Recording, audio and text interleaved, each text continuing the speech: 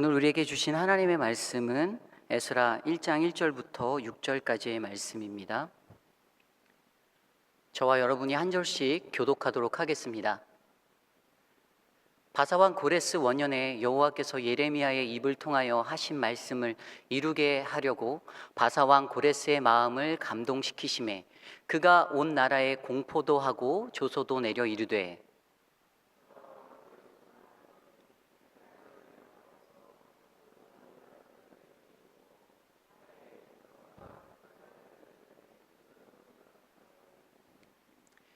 이스라엘의 하나님은 참 신이시라. 너희 중에 그의 백성된 자는 다 유다 예루살렘으로 올라가서 이스라엘의 하나님 여호와의 성전을 건축하라. 그는 예루살렘에 계신 하나님이시니라.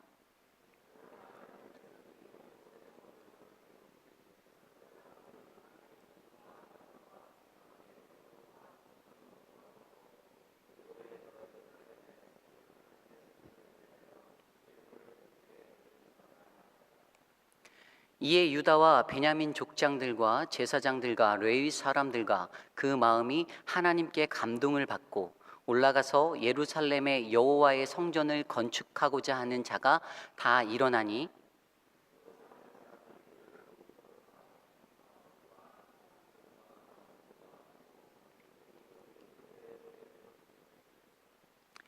말씀 한 절 더 함께 통독하도록 하겠습니다. 디모데후서 3장 16절 말씀입니다. 시작.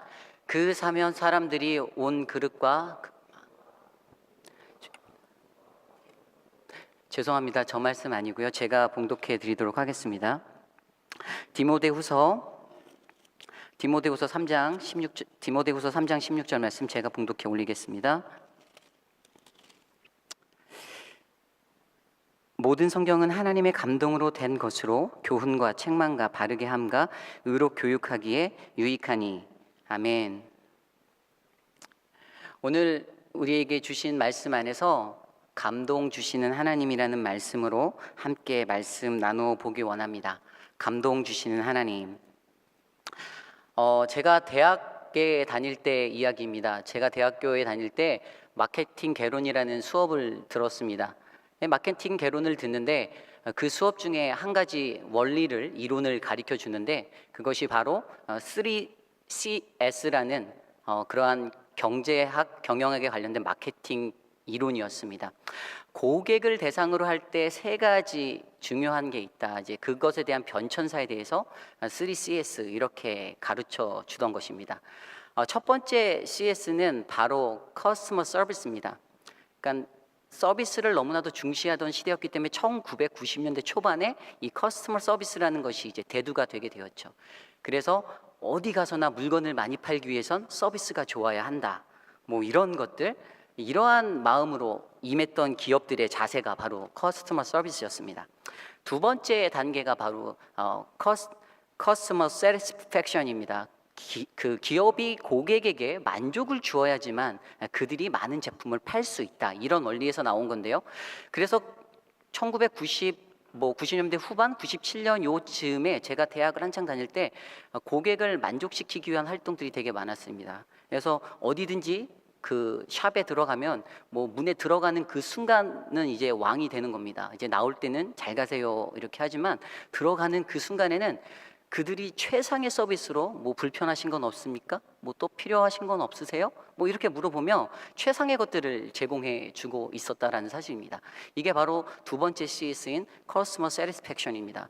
이 세 번째 단계가 이제 90년대 후반부터 2000년대 넘어오면서 길거리를 다니다 보면 곳곳에 이런 문구가 있었죠. 고객 감동. 그래서 고객 감동이라는 커스터머 서프라이즈라는 것이 있었습니다. 이 세 번째 커스터머 CS로 말미암아 대한민국 곳곳에서는 고객을 감동시키기 위해서 아주 막 안달이 났죠. 이것은 어떤 원리냐면 고객이 매장에 들어오는 그 순간에 만족을 주는 것을 뛰어넘어서 고객이 오지 않았어도 뭐 다이렉트 메일이나 여러 가지 프로모션 활동들을 통해서 고객들을 접촉하고 그들에게 만족을 주고자 하는 그러한 전략들을 가지고 고객들의 호감을 끌어들였습니다.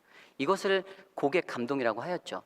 뭐 혹은 요즘에 이제 감동의 수위를 넘어서 어떤 사람들은 커스터머 순이라는 그 고객 그 졸도의 시대가 왔다 뭐 이렇게 얘기합니다. 더 이상 감동을 많이 받아서 더 받을 감동도 없는데 이제 그런 것들 때문에 이제는 고객이 아주 졸도하게 만들어야 되는 기발한 무언가가 필요하다.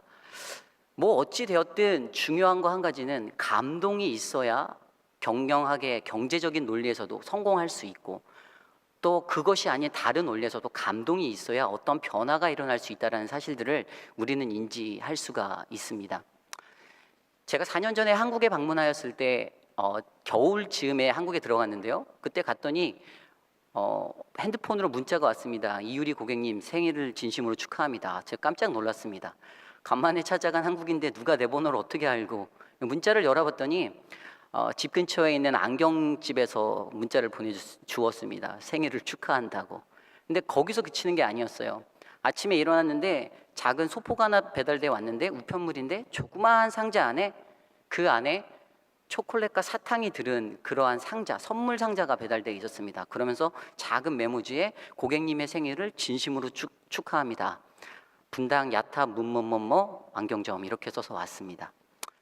근데 그 문구를 받고 또 선물을 받는 순간 마음 안에 감동이 왔습니다. 아, 이 사람들 대단하다.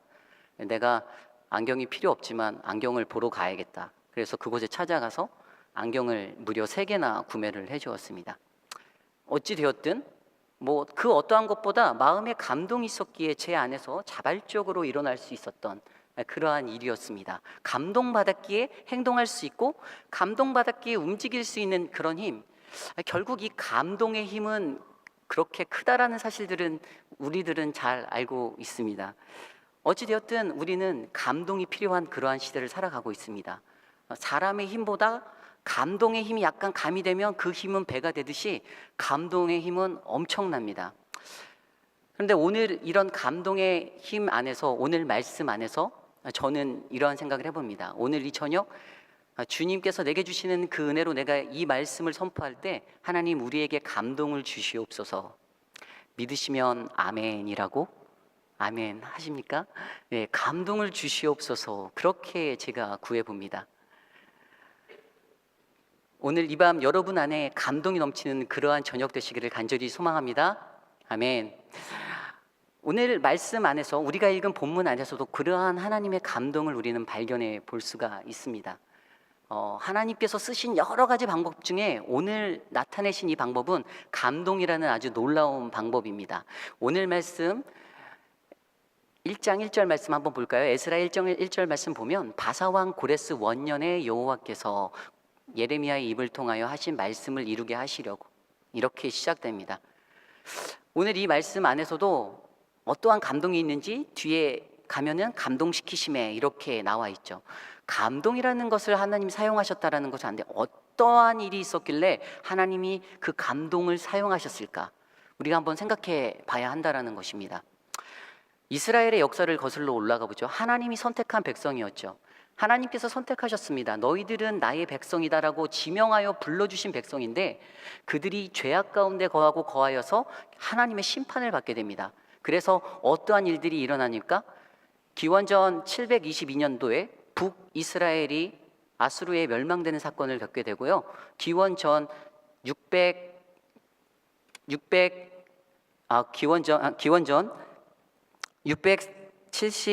605년에도 갈그미스 전투에서 남유다가 망하게 되는 그러한 일들을 겪게 됩니다. 어찌 되었든 이런 어려움들이 있었던 때에 그들에게 찾아온 한 가지 마음이 있었습니다. 그것은 내가 하나님을 온전히 믿지 못했기 때문에 이러한 일들이 나에게 오는구나.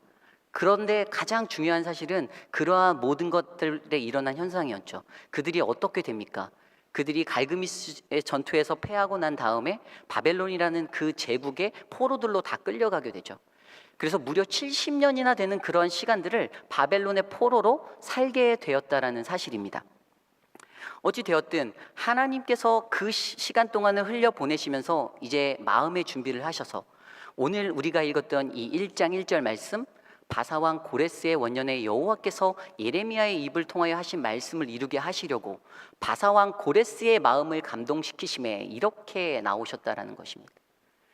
바사왕 고레스라는 그 사람, 북쪽 끝에 위치한 엘렘이라는 소국의 안산의 왕이라는 그 캄비세스라는 사람이 있었습니다. 이 사람이 바로 고레스의 아버지인데요. 엄연히 따지면 고레스는 고레스 2세라고 불리워지죠. 왜냐하면 할아버지 이름도 고레스였기 때문입니다. 그래서 저기에 나오는 저 성경 속의 인물 고레스 2세가 바로 오늘 하나님의 감동을 받는, 그래서 그 고통 중에 있는 70년의 시간 동안 노예 생활을 하고 노역에 있고 고된 일들을 감당했던 이스라엘들을 구출해내기 위한 하나님의 도구로 사용된다라고 우리는 이해해 볼 수가 있습니다. 어찌되었든 이러한 말씀 속에서 그들의 포로기의 삶, 너무나도 지치고 지쳐있는 그 이스라엘 백성들, 그렇게 힘든 일들을 감당하며 하나님들이 자신에게 주셨던 그 선민의 마음들도 있고, 나는 어디로부터 왔는가, 나는 또 어디로 가야 하는가, 나에 대한 정체성 자체가 상실되어져 버린 그런 인생들을 사는 그런 이스라엘 백성들에게 고레스라는 한 사람을 통해 한 가지 빛을 열어주시는 이야기가 오늘 이 밤에 시작되는 것입니다. 우선 첫 번째로 우리가 함께 나눌 말씀은 하나님의 말씀은 반드시 이루어진다라는 말씀입니다. 오늘 1절 말씀을 다시 한번 살펴보면 바사왕 고레스 원년에 여호와께서 예레미야의 입을 통하여 하신 말씀을 이루게 하시려고 이렇게 나와 있습니다. 예레미야를 통하여서 하나님께서 하신 말씀을 이루게 한다라고 나와 있습니다. 잘 생각해 보면 오늘 이 에스라서에 나와 있는 말씀이 이미 이전에 누군가에 통해서 예레미야라는 사람을 통해서 그렇게 대언되어졌구나, 예언되어졌구나, 우리가 이렇게 예상할 수가 있죠. 그래서 그가 한 4가지 예언 중에 바로 첫 번째 예언이 포로 생활의 예언이었습니다. 오늘 말씀 예레미야 25장 11절 말씀을 살펴볼까요? 이 모든 땅이 폐허가 되어 놀랄 일이 될 것이며 이 민족들은 70년 동안 바벨론의 왕을 섬기리라. 예레미야가 저렇게 선포하였습니다. 예레미야서가 기록된 연대를 살펴보면 지금 이 에스라서가 기록된 그 이전에 한 7, 80년 전의 시간으로 올라갑니다. 그때의 시간에 이미 존재하지도 않은 일에 대해서 예레미야는 저렇게 선포하였죠. 폐허가 되어 놀랄 일이 될 것이며 이 민족이 70년 동안 바벨론 왕을 섬기겠다. 남유다가 605년에 갈그미스 전투에서 패한 이야기를 하는 것입니다. 그때 이스라엘 백성들이 고된 저 인생길로 접어들 것이라는 포로 생활을 예언하였던 것이죠. 두 번째 예언은 바벨론의 멸망에 대한 예언입니다. 예레미야 25장 12절 말씀을 볼까요? 여호와의 말씀이니라. 70년이 끝나면 내가 바벨론의 왕과 그의 나라와 갈대아인의 땅을 그 죄악으로 말미암아 벌하여 영원히 폐허가 되게 하되, 이렇게 나와 있습니다. 뭐라고 나와 있습니까? 70년이 끝나는 때에 바벨론을 멸하겠다라고 말씀하시죠. 그들을 몰아내겠다라고 하십니다. 그들을 폐하겠다, 그들에게 벌하여 버리겠다라고 예언해 주십니다. 바벨론의 죄악이 깊었기 때문이죠. 세 번째 예언은 무엇입니까? 고향으로의 귀환을 예언합니다. 예레미야서 29장 10절 말씀에 나와 있습니다. 나 여호와가 이같이 말하노라. 바벨론에서 70년이 차면 내가 너희를 권고하고 나의 선한 말을 너희에게 실행하여 너희를 이곳으로 돌아오게 하리라. 그들이 자신의 고향으로 다시금 돌아갈 수 있는 그런 기회를 하나님이 주시겠다라고 약속해 주십니다. 여기까지가 바로 예레미야서에 나와 있는 3가지 예언이었습니다. 약속이었습니다. 근데 동일하게 예레미야가 예언했지만 예레미야서가 아닌 이사야서에서 예언한 것이 한 가지 더 나오는데, 그것은 어차피 지금 있는 그 시간보다도 더 많은 갭의 시간을 걸어 올라갑니다. 예레미야가 예언한 4번째가 바로 성전 재건에 대한 예언입니다. 이사야 45장 13절에 나와 있습니다. 내가 공의로 그를 일으킨지라 그의 모든 길을 곱게 하리니 그가 나의 성읍을 건축할 것이며 사로잡힌 내 백성을 값이나 갚음이 없이 놓으리라. 만군의 여호와의 말이니라. 이렇게 나와 있습니다. 여기에 뭐라고 나와 있습니까? 성전을 재건하겠다. 남유다가 멸망할 때 다윗과 솔로몬이 공들여 쌓았던 예루살렘 성은 황폐케 되었습니다. 그 황폐해진 성읍들을 다시금 회복시키겠다라고 그렇게 예언하는 것이죠. 이 예언들을 자세히 들여다보면 이런 생각을 갖게 됩니다. 하나님의 궁극적인 목적은 무엇인가? 이스라엘 백성들을 향한 그의 궁극적인 목적은 그들을 건져내 주시는 것도 있지만 예배의 회복, 성전의 회복에도 그 포커스가 맞춰져 있다라고 우리는 이해해 볼 수가 있습니다. 자유치 못하고 몸이 매어 있던 포로된 자들에서 그들을 해방하여 주시는 것, 그리고 그들과 더불어 하나님의 무너졌던 예배의 회복, 성전의 회복을 이루겠다라는 하나님의 의지와 하나님의 노력이 바로 저 말씀 안에 이미 세워져 있었고 약속되어져 있었던 것이죠. 에스라 1장 2절 말씀에 이렇게 나와 있습니다. 바사왕 고레스는 말하느니 하늘의 하나님 여호와께서 세상 모든 나라를 내게 주셨고 나에게 명령하사 유다 예루살렘의 성전을 건축하라 하셨나니 이스라엘의 하나님은 참신이시라. 너희 중에 그의 백성된 자는 다 유다 예루살렘으로 올라가서 이스라엘의 하나님 여호와의 성전을 건축하라. 그는 예루살렘에 계신 하나님이시니라. 이렇게 나와 있습니다. 그분의 말씀이 오늘 이 순간 고레스를 통해 고레스 칙령이라는 이 말씀으로 선포되어진 이 순간에 한치의 오차도 없이 완벽하게 성취되고 완성되었다라는 사실들을 이스라엘 백성들에게 보여주셨던 것입니다. 사랑하는 성도 여러분, 무언가 이루시고 그 약속을 지킨다는 거 쉽지 않지 않습니까? 제가 어렸을 때 아버지에게 그 자전거를 너무 갖고 싶어서 자전거를 사달라고 한 적이 있습니다. 친구들이 자전거를 타고 갈 때면 너무 갖고 싶었는데 넉넉지 못한 가정 형편으로 아버지께서 내년에 사주겠다고 말씀하셨습니다. 그 다음에 또 비스듬한 때에 물어봤습니다. 아버지 자전거 한 대만 사주시면 안 될까요? 아버지의 대답이 내년에 사주겠다고 또 그러셨습니다. 그렇게 내년 하시다가 결국에 제 힘으로 자전거를 살 수 있는 때가 되었습니다. 근데 그때는 자전거가 필요 없더라고요. 자동차가 필요했지. 네.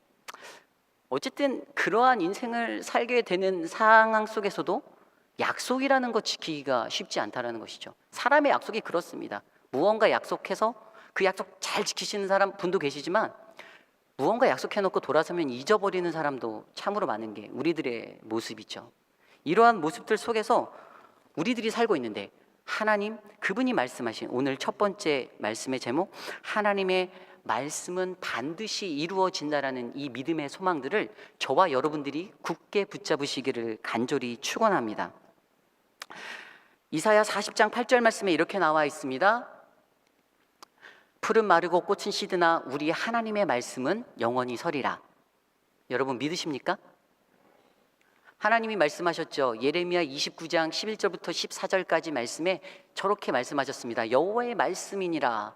너희를 향한 나의 생각을 내가 아나니 평안이요 재앙이 아니라 너희에게 미래와 희망을 주는 것이라. 너희가 내게 부르짖으며 내게 와서 기도하면 내가 너희들의 기도를 들을 것이요 너희가 온 마음으로 나를 구하면 나를 찾을 것이요 나를 만나리라. 이것은 여호와의 말씀이니라. 나는 너희들을 만날 것이며 너희를 포로된 중에서 다시 돌아오게 하되 내가 쫓아보내었던 나라들과 모든 곳에서 모아 사로잡혀 떠났던 그곳으로 돌아오게 하리라. 이것은 여호와의 말씀이니라. 이것이 이루어지는 그 근본이 무엇입니까? 이것이 여호와의 말씀이기 때문입니다. 믿으십니까? 그래서 우리들 마음속에서도 여호와의 말씀, 그 말씀의 온전함, 불변하지 않는 그 진리를 믿는 그러한 믿음의 신앙이 매 순간순간마다 자라나시기를 간절히 부탁드립니다. 오늘 우리가 두 번째로 함께 나눌 말씀은 하나님은 고레스에게 감동을 통한 깨달음을 주셨다라는 말씀입니다. 오늘 말씀 1장 1절 다시 살펴보면 그렇게 나와 있죠. 고레스의 마음을 감동시키심에 이렇게 나와 있습니다. 우리말 사전에 찾아보니까 감동이 무엇이라고 나와 있냐면 감동은 크게 느끼어 움직이는 것이다 이렇게 나와 있습니다. 크게 느끼어 움직임. 그렇다면 작게 느껴서는 움직일 수 없지 않겠습니까? 크게 느껴서 움직이는 그 마음. 근데 그것에 대해서 좀 더 자세히 살펴보면 히브리어 원어 사전을 통해서 우리가 찾아볼 수가 있습니다. 히브리어 원어 사전의 오늘 말씀을 살펴보면 하나님께 감동받은 이것에 대해서 이야기하고 있죠. 하나님께 감동받은데 이 히브리어 원어 사전에서는 여기에서 감동이라는 것 자체에 대해서 성령이라는 루아흐라는 단어를 사용하고 있습니다. 성령. 그것은 바로 영혼, 숨, 바람, 이러한 내적인 영적인 것들의 원리에 대해서 내면의 것들에 대해서 조명해 주고 있는 단어이죠. 근데 그러한 감동이 어디에 있었냐 했더니 바로 마음을 움직였다라고 하고 있습니다. 이 마음을 움직인 것. 그렇다면 마음을 영적으로 만져서 하나님이 그의 마음을 만져서 무언가 변화가 일어나게 했다라는 사실인데, 오늘 영어 성경 NIV 영어 성경에도 보니까 to move라고 나와 있습니다. to move는 무언가 움직이는 거, 바꾸는 거 이렇게 해석할 수가 있는데, 그렇다면 그것으로 말미암아 어떤 바뀌는 변화가 있었다라는 것이죠. 이곳에 있었던 마음이 이쪽으로 옮겨지는 것, 이게 움직이는 것이죠. 이곳에 있다가 뒤돌아가는 것은 움직이는 게 아닙니다. 이거는 그냥 제자리에서 맴맴 도는 거지. 무언가 태도를 바꾸고 자세를 바꾸고 그렇게 원하는 것은 정확한 위치가 아닌 다른 위치로 옮겨가서 그 마음의 중심을 옮겨드리는 것. 그러한 감동의 역사가 오늘 이 밤에 고레스에게 있었다라고 성경은 전해주고 있습니다. 근데 여기서 그치지 않습니다. 1장 5절 말씀에 이렇게 나와 있습니다. 이에 유다와 베냐민 족장들과 제사장들과 레위 사람들과 그 마음이 하나님께 감동을 받고, 이렇게 나와 있습니다. 이 한 사람의 모습 안에서 또 다른 감동이 나중에 있게 되는데, 이들이 알고 있는 이 감동을 받고라는 단어, 히브리어로 헤이르라는 단어인데요, 이 감동을 받고라는 단어는 감동시키심에, 이렇게 해석해 볼 수가 있습니다. 헤이르라는 단어, 그렇다면 그들이 감동시켜 주셨던, 하나님이 그들을 감동시켜 주셨던, 근데 단순히 감동시킨 게 아니라 헤이르라는 단어가 갖고 있는 깨다라는 단어가 있습니다. 깨다, 분발하다, 무언가 깨어지고 분발하는 것들이 일어났다라는 설명이 되는 것이죠. 그렇다면 오늘 이 밤에 고레스에게 주셨던 그 감동은 무엇입니까? 그의 마음속에 깨어짐이 있었고, 그의 마음속에 움직일 수 있는, 그런 분발할 수 있는 마음의 변화가 확실하게 생겼다라는 증거죠.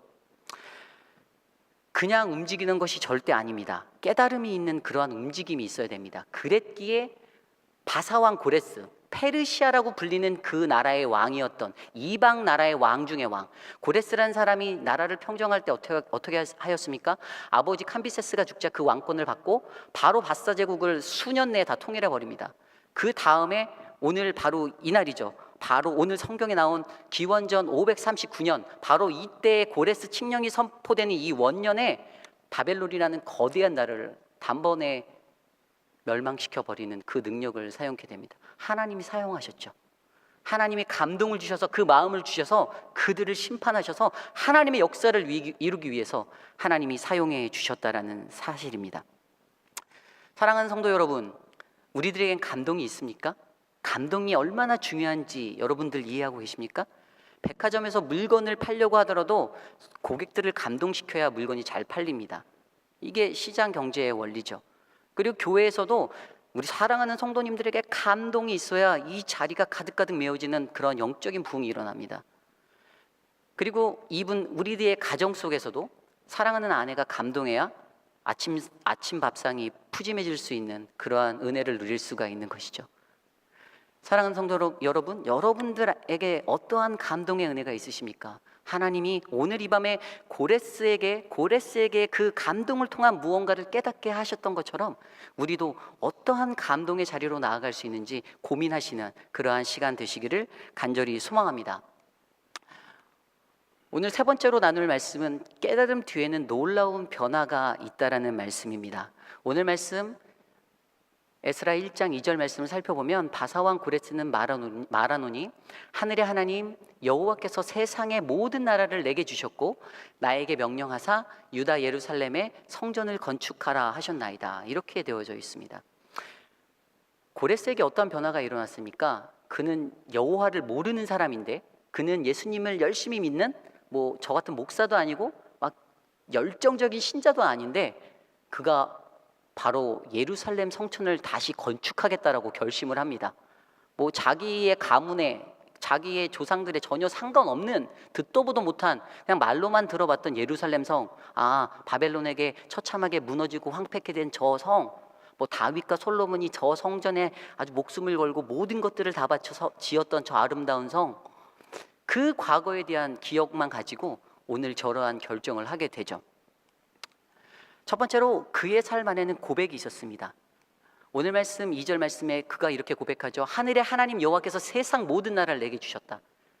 이게 바사왕 고레스가 한 고백입니다. 기독교 신자도 아닌 그가 하늘의 하나님이, 그 여호와께서 나한테 세상 모두의 권세를 누릴 수 있는 그 능력을 내게 주셨다라고 고백하는 이것이 얼마나 놀라운 일입니까?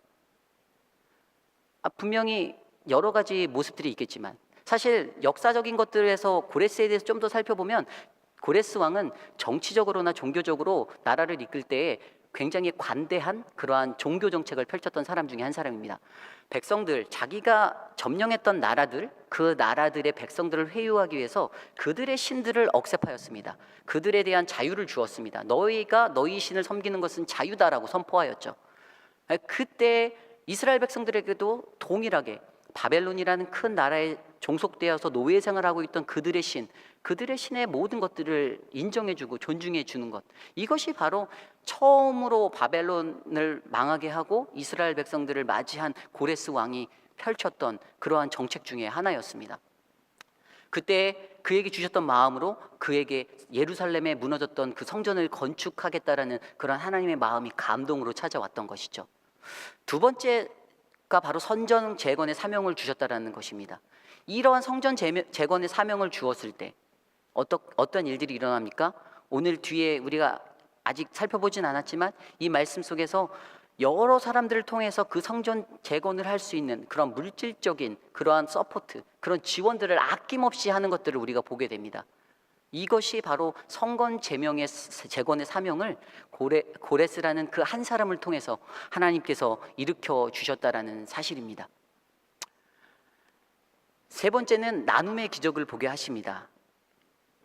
오늘 말씀 2절 말씀에 예루살렘으로 성전을 건축하러 올라가라 이렇게 말씀하시고 나서 사람들을 올려보내기 시작합니다. 3절 말씀, 4절 말씀입니다. 이스라엘의 하나님은 참 신이시라. 너희 중에 그의 백성된 자는 다 유다 예루살렘으로 올라가서 이스라엘의 하나님 여호와의 성전을 건축하라.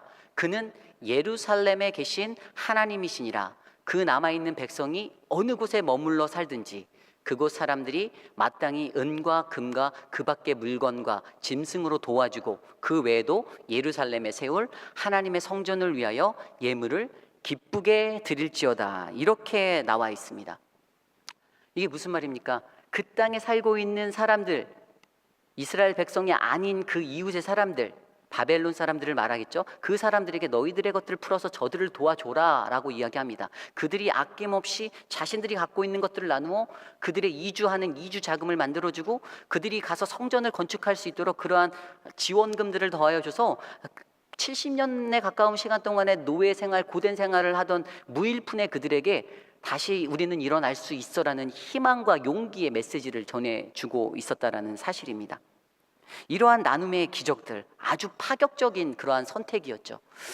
더 나아가서 이 모습은 1장 5절 말씀, 1장 6절 말씀에 바이러스처럼 번져나가는 것들을 볼 수가 있습니다. 이에 유다와 베냐민 족장들과 제사장들과 레위 사람들과 그 마음이 하나님께 감동을 받고 올라가서 예루살렘에 여호와의 성전을 건축하고자 하는 자가 다 일어나니 그 사면 모든 사람들이 은 그릇과 금과 물품들과 짐승과 보물로 돕고 그 외의 예물을 기쁘게 드렸더라. 이렇게 말씀하고 있습니다.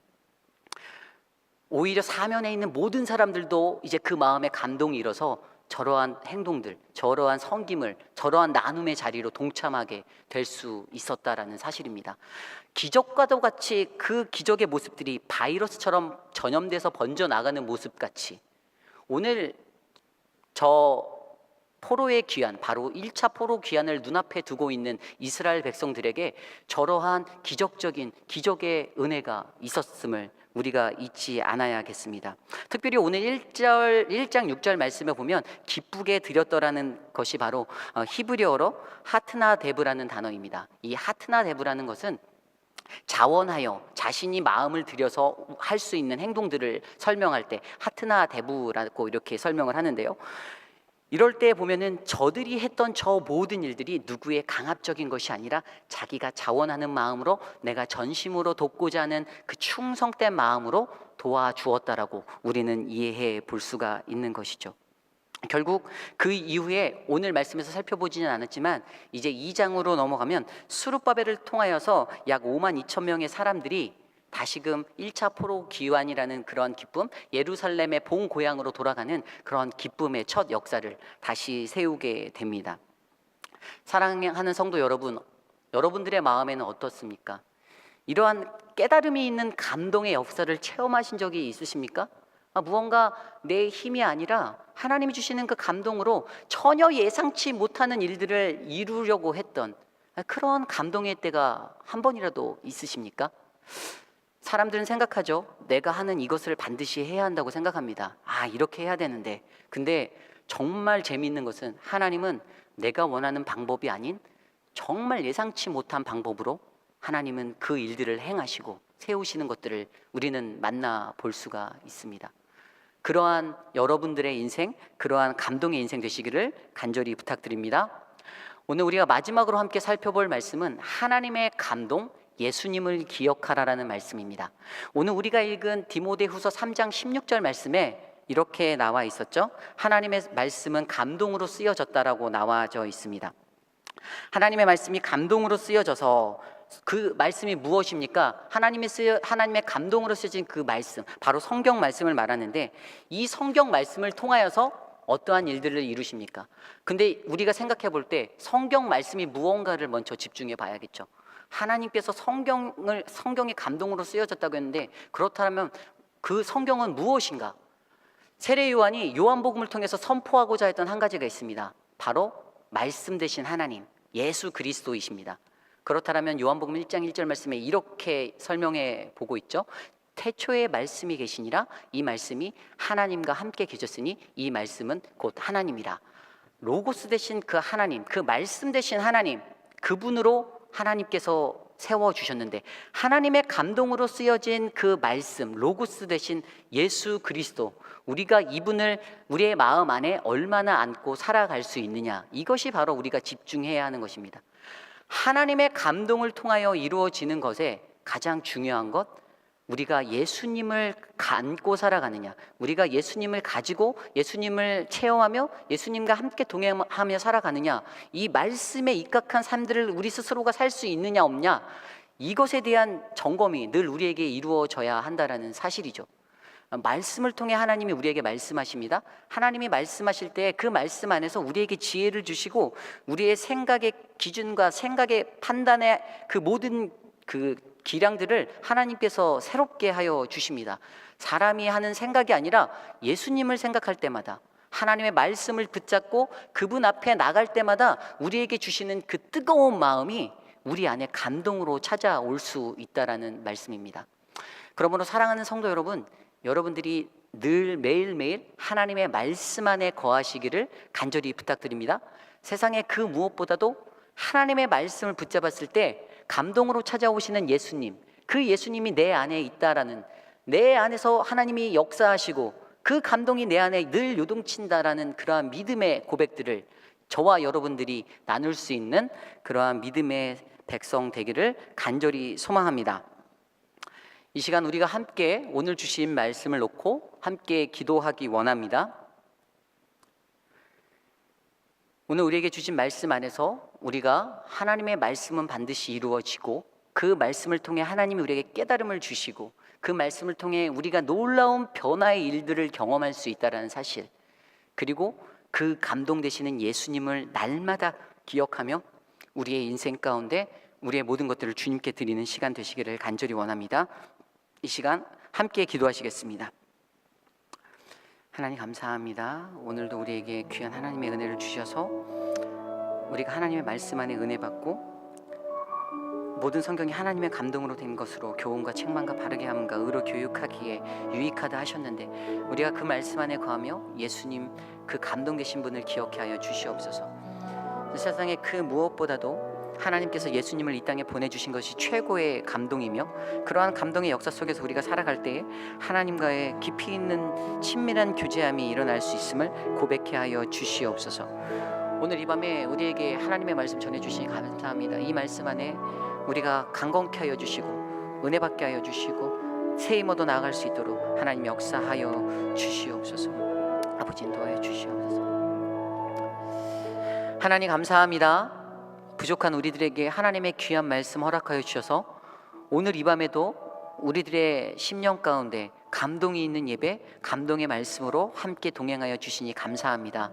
날마다 말씀 안에 거하셔서 하나님 우리의 힘이 되시고 능력 되시며 그 어떠한 것보다 교훈과 책망과 바르게 함과 교육하기에 힘쓰시는 하나님의 감동의 역사가 우리 안에 세워지게 하여 주시옵소서. 주님 감사합니다. 예수님의 이름으로 간절히 기도드렸사옵나이다. 아멘.